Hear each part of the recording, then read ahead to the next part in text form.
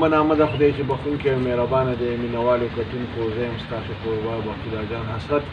تاسو به ګورئ ما سره زما خپرونه سپینې سپینې خبرې.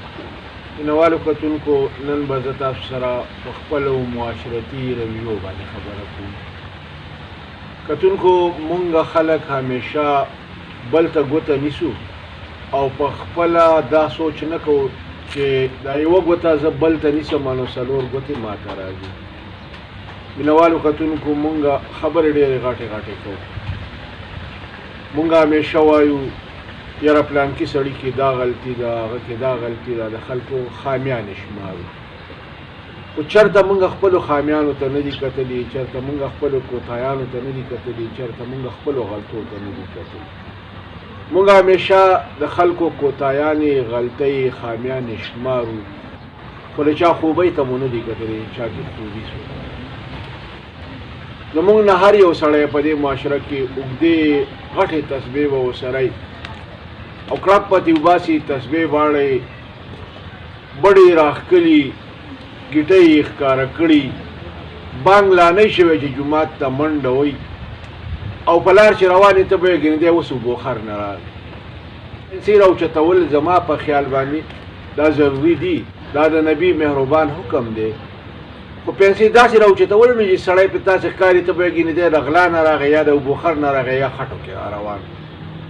خو مونږ خو دغه کوو، پیسې مو راوچته کړي ځکه چې مفت دي. مونږ دغه کوو چې تسبیح غټې را سره نو مفت الله الله پې کوو. خو که کله د پیسې د خرچ وخت راشي، د پیسې د لګولو ضرورت راشي، بیا مونږ جب ته تاله اچولي. سوالګری چې راشي نو دونه یې ورټو دونه یې ورټو چې والله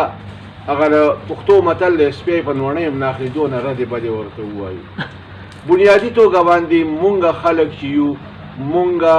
زه همیشه دا خبره کوم مونږ د نمود و نمایش وږي یو. مونږ همیشه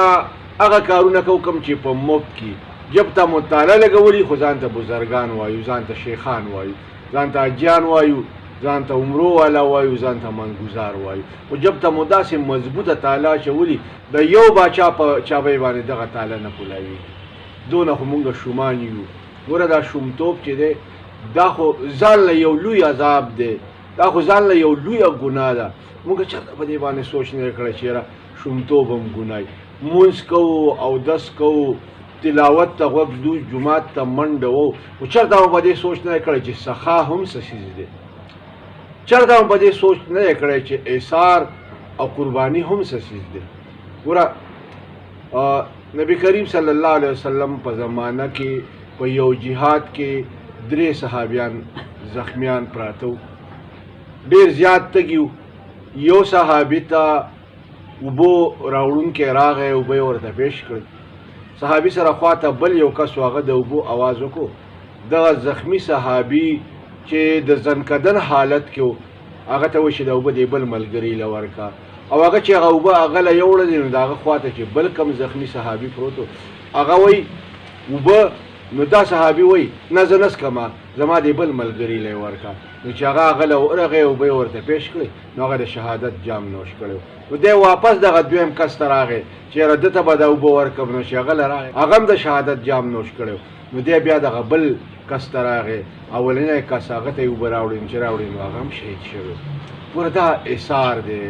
دا قرباني ده، دا جذبه ځان کې پیدا کول پکار دي.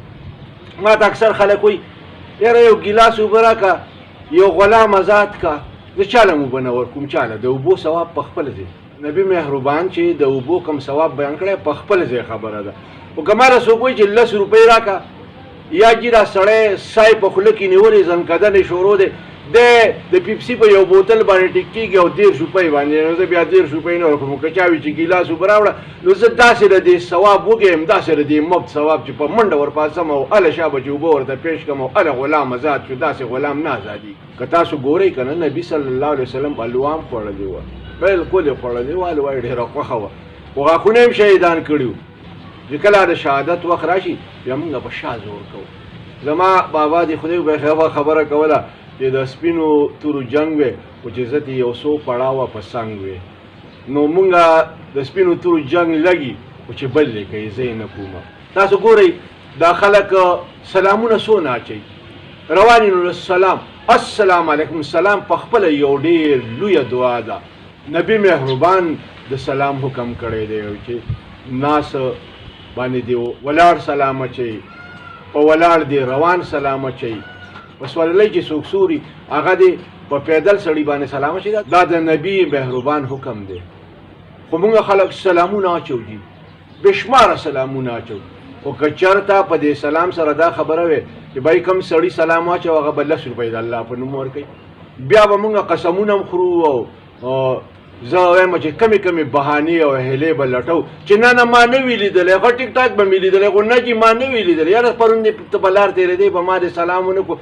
نه جي یاره جي ما نه وي لیدلی نه بالکل زما په نظر نه وي ښه دبره ښه ټیک ټاک لیدلی خو 10 روپۍ وي پکې ځکه دې نه ولیدلی ګوره جومات کې څونه ګڼه ولاړې اودسونه دې ځای کې تاسو ګورئ د خلکو شمار ګران دي دونه بېشماره خلک د اودس ځای کې ولاړې خو د دې جومات په مخ کې چې کوم سوالګري ناست دي نو په شمار 10 خلک هم ورله 10 روپۍ نه ورکوي 10 خلک دونه په سوونو خلک جومات ته راشي خو بهر چې کوم خلک ناست هغه په شمار 3 او 4 خلک دي نو که دوی ته 10 روپۍ دا ټول ورکړي د چا هم پې کور نه ورانېږي که 10 روپۍ دا ټول ورکړي نو د هغه پې هر څه کېږي د هغه پې دا وران کور آبادېږي د هغه پې دا وږې خېټه مړېږي د هغه پې دا بربنډ بچي پټېږي خو مونږ دغه نه کوو خو جومات ته ور روان یو نو که چېرته اعلان وشو چې جومات ته کوم سړی ځي او مونځ له کوم سړی ورځي اودس کوي نو د اودس ځای کې به ډېر ټیک ټاک د هر مانځه سره 10 روپۍ ږدي بیا به یاره بیا به بهانې ویلې یاره زه پرون بیمار وم ځکه جمعې ته رانغلم یاره زه ځکه جومات ته رانغلم چې بس زما ډېره لویه تبه وه ده به تبه مو به نه وي 10 روپۍ دې تلې یار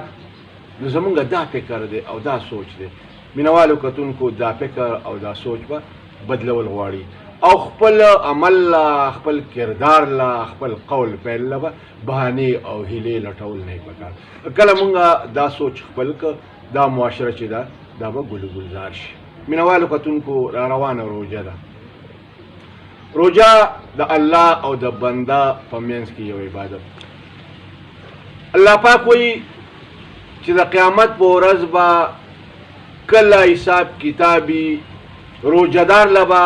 د روزې اجر زه په خپله ورکوم د روزې اجر به په خپله ورکوم ځکه چې دا یو داسې عبادت دی چې د دې عبادت د الله او د بنده په منځ کې تعلق دی ځکه که یو سړی سحر د کوره راوځي او کور کې ښه 4 ګیلاسه اوبه هم څښلي او ښه چای هم څښلي او پراټه یې مو سره والي بهر چا ته پته نه لګي چې دې سړي روژه نیولې ده او که نه یې ده نیولې خو الله ته پته لګي نو صرف الله ته او د انسان ته پته ده چې د روژه ده ځکه الله د دې روژې د اجر ورکولو وعده کړې ده چې دا اجر به زه د قیامت په ورځ په خپل لاس باندې خپل بنده ته ورکوم اوس مونږ له پکار دي چې مونږ ځان د روژې د فلسفې نه خبر کړو چې د روژې فلسفه څه ده تاسو به اورېدلي چې د روژې هر ماښام اختر دی او دا ځکه وایي چې د روژه ماتې په دې درستخوان باندې چې بنده کینی نو قسم ما قسم نعمتونه مخې ته پراته د ده بچي د ده رشته دار د ده خاندان د ده سره ناستي او روژه ماته کي ډېر اخوري او وسکي مینوالو چېرته هم مونږ دا سوچ نه دی کړی چې نن خو ما شربت هم وڅکو 4 قسمه شربت هم و قسم قسم ترکاری هم وي قسم قسم خوراکونه مو قسم قسم فروټ مو چکنیانې وي خو دا زما سره ګاونډ کې زما سره خوا او شا کې چې دا کم غریبانان او بېوسه خلک دی دا کم خلک